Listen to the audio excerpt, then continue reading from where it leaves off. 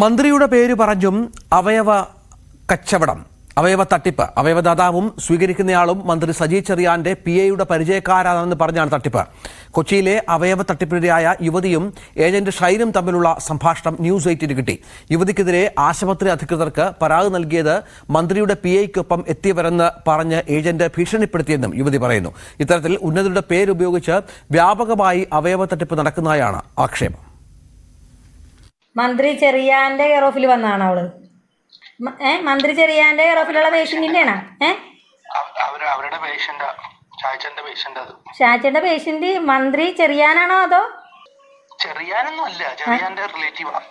മന്ത്രി ചെറിയാൻ സജി ചെറിയാൻ അല്ലേ? സജി ചെറിയാന്റെ റിലേറ്റീവ്സ് ആണ്. അവൾ ആ അഹങ്കാരത്തോടുകൂടി എന്നോട് സംസാരിക്കണത്. എന്റെ പൊന്നിയച്ച് ഞാനൊരു കാര്യം പറയട്ടെ, ഞാൻ ഷാജിയുടെ അടുത്തുനിന്ന് പണിക്കുന്ന ഇറങ്ങിയെന്ന ഒരു വാക്ക് പറഞ്ഞാൽ അത് വാക്കാണ്. അതിനപ്പുറം എനിക്കൊന്നും പറയാനില്ല. കാരണം ഇറങ്ങിയെന്ന് പറഞ്ഞാൽ ഇറങ്ങി. ഇല്ലടാ, അപ്പൊ അല്ലടാ അവള് അല്ല അതെടുത്ത് ചെയ്യാൻ വേണ്ടിട്ട് ഞാൻ വരുന്നത്. എടാ, ആ പെണ്ണുമ്പുള്ളയല്ലേ നിന്റെ അടുക്കേ വന്ന് കംപ്ലൈന്റും കള്ളപ്പ കംപ്ലൈന്റും പറഞ്ഞേച്ചും എനിക്കെതിരെ കംപ്ലൈന്റ് പരാതിയൊക്കെ കൊടുപ്പിക്കാനായിട്ടുള്ള ഫസ്റ്റ് കാര്യങ്ങളൊക്കെ ചെയ്തത്. അപ്പൊ അവർക്കെതിരെയല്ലേ ഞാനൊരു കേസ് കൊടുക്കേണ്ടത് ആദ്യമേ. അപ്പൊ അവൾ എന്നെ ഭീഷണിപ്പെടുത്തണ എന്താന്നത്, ഞാൻ മന്ത്രി സജി ചെറിയാന്റെ ഇതിൽ വന്നാണ് ഏതറ്റം വരെയും ഞാൻ പോകൂടിയെന്ന്. അതാണ് ഞാൻ ചോദിച്ചത്. അവള് മന്ത്രി ശരിക്കും ശരിയാണോ? മന്ത്രി സജി ചെറിയാന്റെ കെയർ ഓഫിലുള്ള ആണോ? ഉറപ്പാണോ? നമ്മള് കേസിന് പോയാ വിജയിക്കൂലപ്പ.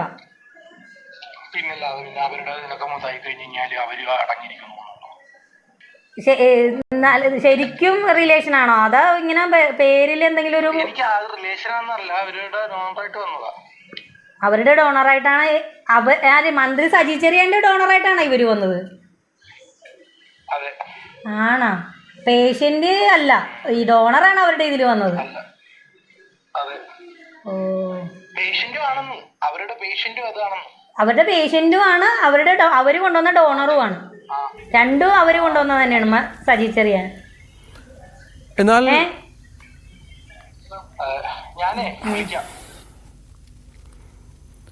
എന്നാൽ അവയവ ഏജന്റ് പറയുന്ന പേരുള്ള ആരും മന്ത്രിയുടെ പേഴ്സണൽ സ്റ്റാഫില്ലെന്ന് മന്ത്രിയുടെ ഓഫീസ് സ്ഥിരീകരിച്ചു. നമ്മുടെ ഓഫീസിൽ അങ്ങനെ ഒരു സ്റ്റാഫ് ഇല്ല. നമ്മുടെ 25 അംഗങ്ങളിൽ അങ്ങനെ ഒരു പേരുള്ള ആളില്ല. പിന്നെ ഇത്തരം തട്ടിപ്പുകൾക്കെതിരായിട്ട് കർശന നിലപാട് സ്വീകരിക്കും. പോലീസ് നടപടി സ്വീകരിക്കട്ടെ. ഓഫീസിൽ അങ്ങനെ പേരുള്ള ഒരാളില്ല. അതെ, നിങ്ങൾ അത്തരം കാര്യങ്ങൾ പുറത്തു കൊണ്ടുവന്ന് ഇത്തരം തട്ടിപ്പുകൾക്കെതിരായിട്ട് നല്ല നിലപാട് സ്വീകരിക്കുക.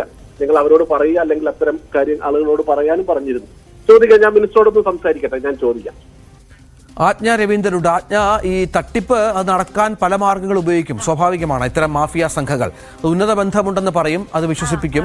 അതിനുശേഷം അവർ ആ തരത്തിൽ കാര്യങ്ങൾ മുന്നോട്ട് കൊണ്ടുപോകും. ഏറ്റവും ഒടുവിലാകും മനസ്സിലാവുക ഇത്തരത്തിൽ പെടുത്തിയതാണ് എന്നുള്ളത്. ഇപ്പോൾ ഈ വിഷയത്തിൽ എങ്ങനെയാണ് നടപടികളിലേക്ക് പോകുന്നത്? മന്ത്രിയുടെ ഓഫീസിനെ അടക്കം കൊടുക്കാൻ ശ്രമിച്ചത് ഗൗരവമായി കാണണമല്ലോ.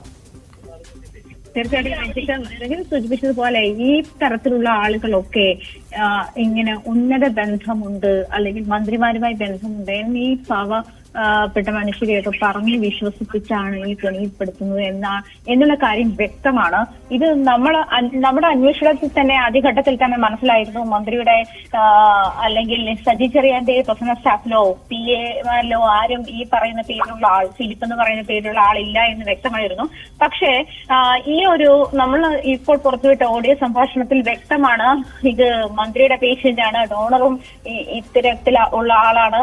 ശരിക്കും നമുക്ക് ഇന്റർവ്യൂ തന്ന സ്ത്രീയുമായി ബന്ധപ്പെട്ടുള്ള അവരുടെ ജോലി പോകുന്നതുമായി ബന്ധപ്പെട്ടുള്ള കാര്യങ്ങളാണ് ഇങ്ങനെ ഒരു പേഷ്യന്റിലേക്കും ഡോണറിലേക്കും വഴിതിരിച്ചത്. ശരിക്കും ഇവരുടെ പരാതിയിന്മേലാണ് ആശുപത്രി അധികൃതർ നടപടിയെടുത്തതെന്നാണ് കഴിഞ്ഞ ദിവസം ആശുപത്രി അധികൃതർ തന്നെ നമ്മളോട് പറഞ്ഞത്. ഏജന്റുമാരുമായി അവർക്ക് ബന്ധമില്ല, പേഷ്യന്റിന്റെ പരാതിയാണ്. ഈ പേഷ്യന്റ് എന്ന് പറഞ്ഞ ഈ സ്പെസിഫിക് ആയിട്ട് ഇവരെ തന്നെ ചൂണ്ടിക്കാട്ടിയാണ് അവരന്ന് ഇന്നലെ കഴിഞ്ഞ ദിവസം നമ്മളോട് പ്രതികരിച്ചത്. പക്ഷെ ഇവർക്ക് ഈ പറയുന്ന പോലെ ഉന്നത പിടിപാടുള്ള ആളുകളാണ്, ഉന്നതങ്ങളുമായി ബന്ധമുള്ള ആളുകളാണ്. ഒരു സങ്കോചവുമില്ലാതെ ഒരു മിനിസ്റ്ററുടെ പേരും അവരുടെ PAയുടെ പേരും വ്യാജമായി ഒരു PAയുടെ പേരുണ്ടാക്കി അവരെ ഇതിലേക്ക് വലിച്ചു വയ്ക്കുന്ന ഒരു സാഹചര്യം കൂടി ഇതിലുണ്ട്. ശരിക്കും പറഞ്ഞാൽ അന്വേഷണത്തിൽ മാത്രം, ഒരു പക്ഷെ അല്ലാതെ പറയുമ്പോൾ ഒരുപക്ഷെ ആളുകൾ വിശ്വസിച്ചു പോകാവുന്ന ഒരു സാഹചര്യം കൂടി ഇതിന് മുന്നിലുണ്ടല്ലോ. പക്ഷെ അന്വേഷണത്തിൽ ഒന്ന് അന്വേഷിച്ചാൽ ഒരു പക്ഷേ നമ്മുടെ ഈ സൈറ്റിലൊക്കെ കയറി നോക്കിയാൽ തന്നെ അവരുടെ ഡീറ്റെയിൽസും പേഴ്സണൽ സ്റ്റാഫുകൾ ഡീറ്റെയിൽസും അതല്ലെങ്കിൽ ബാക്കിയുള്ള കാര്യങ്ങളൊക്കെ കിട്ടുന്ന ആളുകളായിരിക്കും. പക്ഷെ അതിനും താഴെയും ഒരു പക്ഷേ വിദ്യാഭ്യാസ സാഹചര്യങ്ങളൊക്കെ ഉള്ള ആളുകളെ ആയിരിക്കാം ഇത്തരത്തിൽ പറ്റിക്കാൻ പറ്റുക. ഇതിൽ പറയുന്നുണ്ടല്ലോ, കേസിന് പോയാൽ നമ്മൾ വിജയിക്കില്ല, കാരണം അവരൊക്കെ വലിയ ആളുകളല്ലേ, അവരൊക്കെ വെറുതെ ഇരിക്കുവോ. ഈ തരത്തിലുള്ള ഒരു ഒരു ആളുകളെ ട്രാപ്പിലാക്കുന്ന നീക്കമാണ് ഈ ഏജന്റിന്റെ ഭാഗത്തു നിന്നും അല്ലെ ഏജന്റുമാരുടെ ഭാഗത്തു നിന്നും ഉണ്ടാകുന്നത് എന്ന് വ്യക്തമാണ്. ഇപ്പോൾ ഈ മന്ത്രിയുടെ ഓഫീസിലോട് ആജ്ഞ ഇന്നലെ സംസാരിച്ചിരുന്നു. ഇന്ന് നമ്മൾ മനു പുളിക്കനെ വിളിച്ച് സംസാരിച്ചിരുന്നു. അപ്പോൾ മന്ത്രിതലത്തിലുള്ള അന്വേഷണത്തിനൊക്കെയുള്ള സാധ്യതകളുണ്ട്. ഓഫീസ് ഇടപെട്ട പോലീസിലേക്ക് പരാതികൾ നൽകും. ഏതായാലും ഇത്തരക്കാർ ഇനിയും ഇങ്ങനത്തെ പ്രവർത്തികൾ ചെയ്തുകൂടാ. അപ്പോൾ ഈ സ്ത്രീയുമായി അടക്കം ആജ്ഞ ഇന്നലെ സംസാരിച്ചിരുന്നതാണ് ഈ ജീവനക്കാരിയുമായി. ഈ ഹോസ്പിറ്റലിന്റെ നിലപാട് എന്താണ് ഈ വിഷയത്തിൽ? ഈ ഏജന്റിനെ പിടികൂടാനുള്ള ശ്രമങ്ങൾ എന്തെങ്കിലും പോലീസ് തലത്തിൽ നടക്കുന്നുണ്ടോ? അന്വേഷണത്തിൽ എന്തെങ്കിലും പുരോഗതിയുണ്ടോ? ഏജന്റിനെതിരെ നേരത്തെ തന്നെ എന്ന് പറഞ്ഞാൽ ഈ സ്ത്രീ കൊടുത്ത ലൈംഗിക പീഡന പരാതി ഉണ്ട്. അതിൽ FIR രജിസ്റ്റർ ചെയ്തിട്ടുണ്ട്. ആ സമയത്ത് തന്നെ അയാള് ഒളിവിലാണ് എന്നുള്ള ഒരു വിവരമാണ് പോലീസിൽ നിന്നും നമുക്ക് ലഭിക്കുന്നത്. എന്നിരുന്നാലും ഈ പറയുന്ന അവയവദാനവുമായി ബന്ധപ്പെട്ടുള്ള കേസുകളൊന്നും രജിസ്റ്റർ ചെയ്തിട്ടില്ല എന്ന് വ്യക്തമാണ്. കാരണം ഈ ഇതുമായി ചോദിച്ചപ്പോൾ SI പറഞ്ഞ ഒരു മറുപടി എന്ന് പറയുന്നത് ഇതുമായി ബന്ധപ്പെട്ടുള്ള പരാതികളൊന്നും ലഭിച്ചില്ല.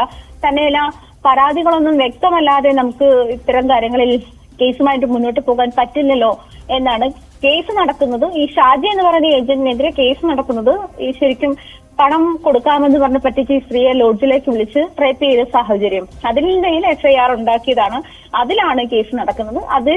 ആ കേസുമായി ബന്ധപ്പെട്ട് ഷാജി ഒളിവിലാണ് എന്നാണ് മനസ്സിലാക്കുന്നത്. മാത്രമല്ല, ഇപ്പൊ കുറച്ചു ദിവസമായി നമ്മുടെ അവയവ കടത്ത് കേസുകളുമായി ബന്ധപ്പെട്ട കാര്യങ്ങൾ പുറത്തു വന്നപ്പോൾ തന്നെ ഈ ഏജന്റുമാരെല്ലാം ഫോൺ സ്വിച്ച് ഓഫ് ചെയ്ത അവസ്ഥയിലാണ്. ഇന്നും 1-2 പേരെ വിളിച്ചിരുന്നു, പക്ഷെ ഒരാൾ പ്രതികരിക്കാൻ തയ്യാറായില്ല, ഒരാളുടെ ഫോൺ സ്വിച്ച് ഓഫ് ആണ്. ആ ഒരു സാഹചര്യത്തിലാണ് ഇപ്പോഴും ഉള്ളത്. അത് മാത്രമല്ല, ഈ നമ്മളോട് സംസാരിച്ച ഈ സ്ത്രീ വഴി 12ഓളം ആളുകളെ അവര് തന്നെ ഡോണർമാരായി പരിചയപ്പെടുത്തി കൊടുത്ത് ഏജന്റുമാർക്ക് പരിചയപ്പെടുത്തി കൊടുക്കുകയും അവർ ഡൊണേറ്റ് ചെയ്ത സാഹചര്യങ്ങളുമുണ്ട്. പക്ഷെ അവരാരും പ്രതികരിക്കാൻ തയ്യാറല്ല എന്നാണ് മനസ്സിലാക്കാൻ കഴിയുന്നത്.